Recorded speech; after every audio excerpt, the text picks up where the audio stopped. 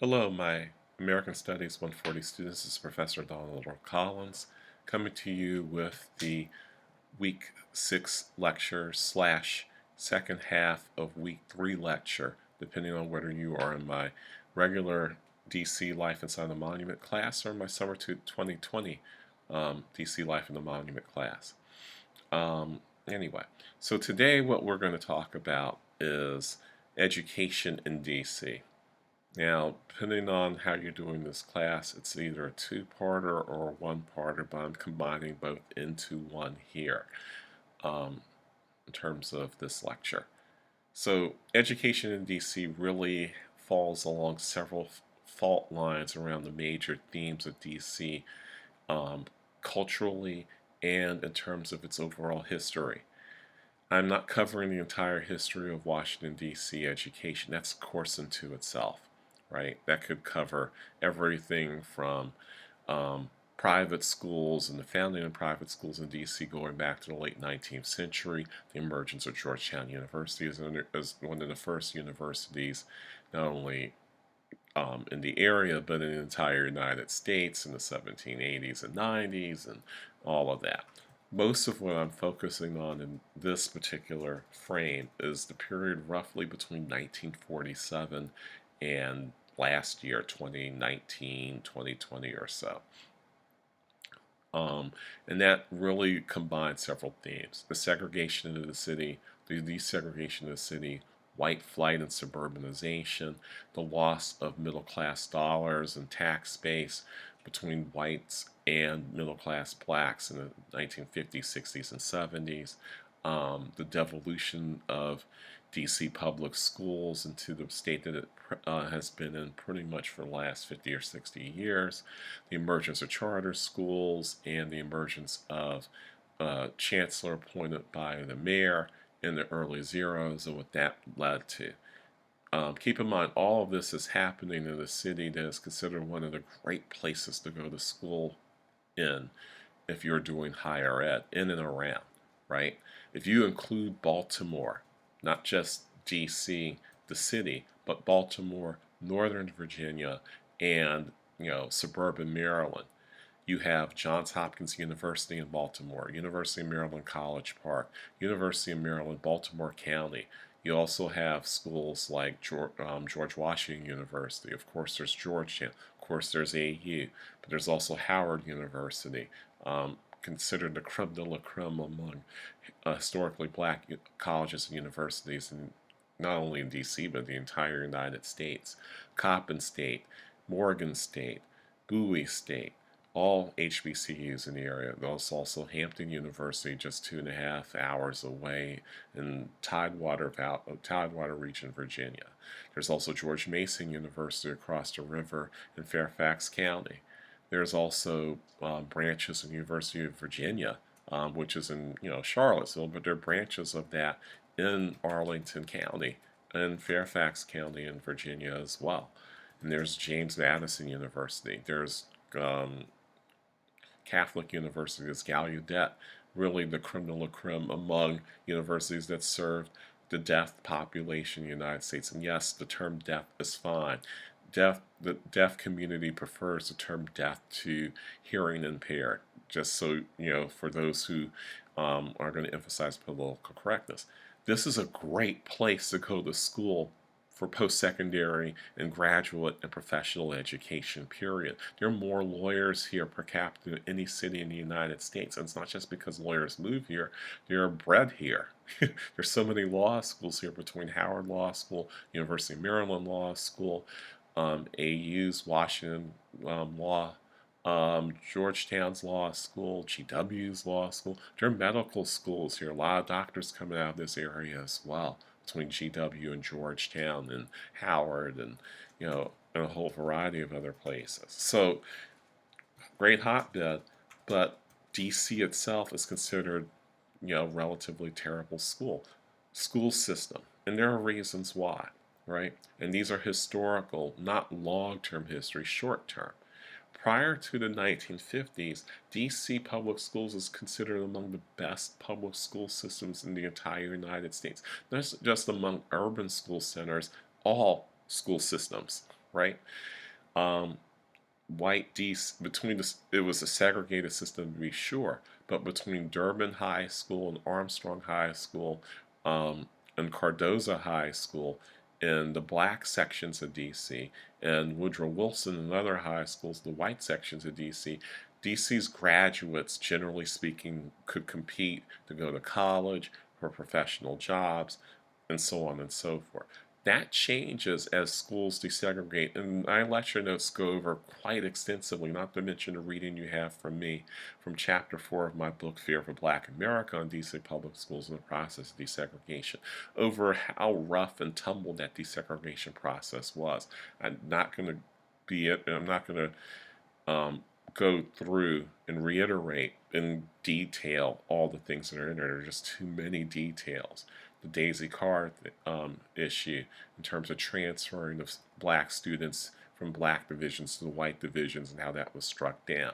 The Little Black Sambo controversy and how that galvanized black community in D.C. to desegregate D.C. public schools, and the whole host of other issues around overcrowding, around making black students go to school half the time to get the same education that white students were getting because of overcrowding, and so on and so forth.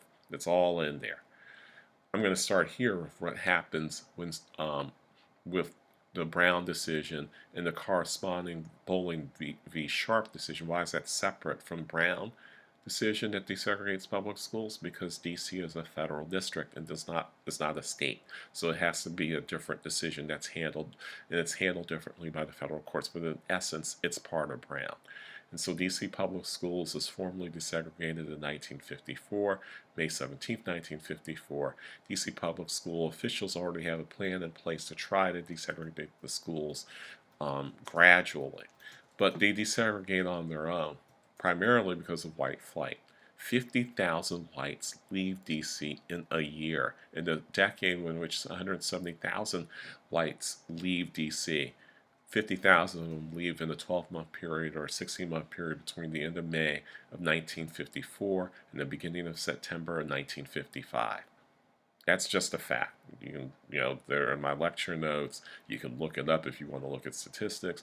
There's Constance McLaughlin Green's book called A Secret City, which goes through this in even more detail than my dissertation, my first book, and my lecture notes do.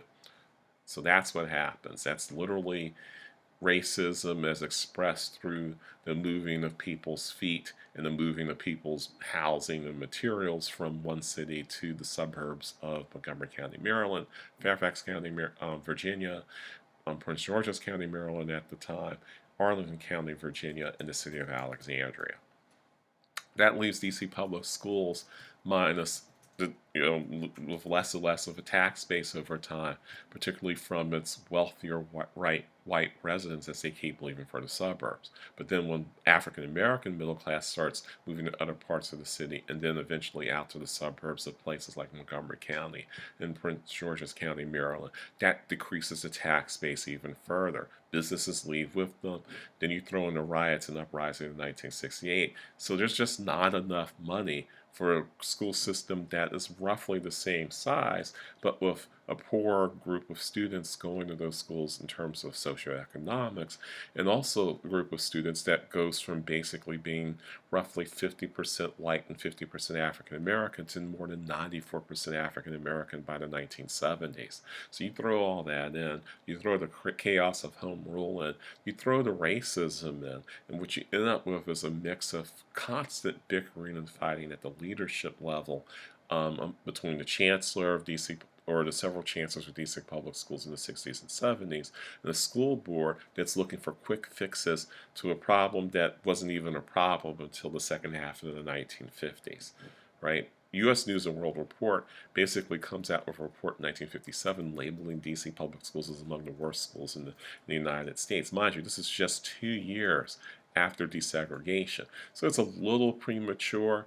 Probably a tinge bit of racism there in terms of how these U.S. News and World Report's reporting is going, but in fact is true by the 1970s that D.C. public schools is among the worst run public school urban public school systems in the United States at that point, because there are a lot of politics involved in this. So they try a variety of things to try to make DC public schools better.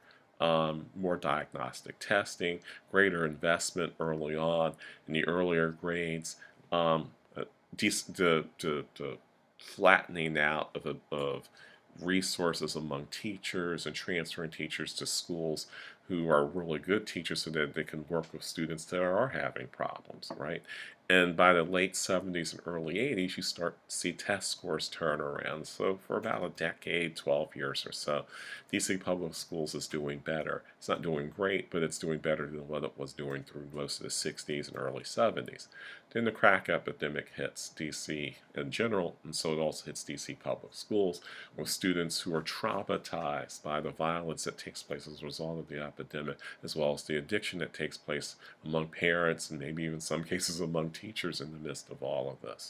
And so there's another decline in quality of learning in the 1990s. And then finally, you get to the 90s and early zeros and the advent of charter schools, through an act created by Congress to force D.C. to create charter schools. So a Republican-controlled Congress forced Democratic D.C. into the charter school movement before the charter school movement fully takes off in the rest of the United States. And the result is D.C.'s budget is split between its DC public schools and the DC Charter School Board, which is this long acronym. I'm not going to go through all that. You've got it in your lecture notes as well. The upshot of this is that DC might have a budget of $1.2 billion for its public schools, but 44% of that budget is going to the charter school movement. And since they get to choose and pick who can go and can't go to their schools, it means that DC public schools is hamstrung financially. There's only so much it can do to provide quality education for the 50 or 60 or 70,000 students that are part of DC public schools at this point. And so what the DC council did and what the mayor did when Mayor Fenty became mayor in 2007 was to give the mayor more control over DC public schools. They eliminated the school board for regular DC public schools, not for the charter schools, but for regular DC public schools. And the mayor has direct control over who is appointed as chancellor, who then reports to the city council and to the mayor. So there's a new governance board in to try to give more direct control and more direct responsibility to DC government over what happens with DC public schools as a result. The first person who's appointed to this is Michelle Rhee. Michelle Rhee comes out of basically the alternative teacher movement, alternative teacher certification movement, Teach for America, which then she spins her own version of it off to the New Teacher Project, which actually is a very good project. It helps folks who weren't going to become school teachers accelerate through a multi-year process in doing so. Not 5 weeks like Teach for America, but actually 2 years. 2 years of concentrating and learning while on the job. And you have to have a real commitment to the actual let's become teacher part of it, unlike the parachuting version of Teach for America, where you parachute elite students who have no teaching experience in. They're there for 2 years, get to put on their resume, come out, go work on Wall Street. That's not this. This is different. So she comes out of that movement. And so she tries to run DC public schools like it's a business, firing teachers on a whim, firing teachers whose test scores don't go up, promoting teachers and giving them financial incentives and promoting principals in schools where test scores do grow up. Lo and behold, there are all kinds of controversies over teachers basically cheating on behalf of their students in order to raise test scores so they can keep their jobs and get raises. This comes out after most of this comes out after Rhee has left DC as chancellor. She's very controversial. She does not get along with parents. She doesn't demean herself well with teachers, with the teachers union, with principals, with parents, with the school, with the city council. They're really the only person she actually has a good working rapport with is the mayor. And the mayor thinks, and the mayor, and she tries to get so much done in such little time that employing the fact where even if she had good ideas, the ideas don't work well in a system that has been floundering for the most part for decades. And to be honest with you, the idea of incentivizing teachers in order, to increase test scores as your methodology for judging how well teachers are doing is a horrific idea. It's been found by pretty much every major journal to be a bad way of doing this process. But the Gates Foundation put $500 million into this in different school districts across the country, and to not really turning any school districts around in the process. Even they admitted they failed 2 years ago. So that's how bad Michelle Rhee's ideas were, even in real time. Forget about folks who looking back in hindsight on them. So just so you have some indication of what we're talking about here, teaching to the test, park exams, the whole Common Core movement, all of that is part of incentivizing teaching, and it hasn't worked. So what else is new, right? So anyway, that's DC public schools broad history in general, and it's an interesting and saddening contrast between a school district that is mostly African American, um, and underfunded by law, not because people don't pay their taxes, but underfunded by law, where they have to work with all students, gifted, talented students, special ed students, students with disabilities, students who've been traumatized, through PTSD, by poverty, by high crime rates in some parts of the city, particularly east of the Anacostia River, in wards 6, 7, and 8. All of that, right? With a district in an area that has some of the greatest universities in the United States outside the Ivy League, right? You can even make the argument that Georgetown and Johns Hopkins are basically Ivy League universities in all but name. Okay, so that's the contrast. That's what we're dealing with in this 2-week period, looking at the contrast and how so-called reformers and technocrats and these other folks coming in over the last, say, 40, 45 years, trying, maybe even 50 years, I guess, at this point, trying to change the system, make it work better, but they're really massaging at the edges and not really doing fundamental reform or trying anything that would take 10 or 12 years of coalition and collaboration building in order to make this thing work. That's what we're talking about in terms of dealing with poverty, dealing with race, dealing with suburbanization, dealing with gentrification, dealing with reform around education in DC.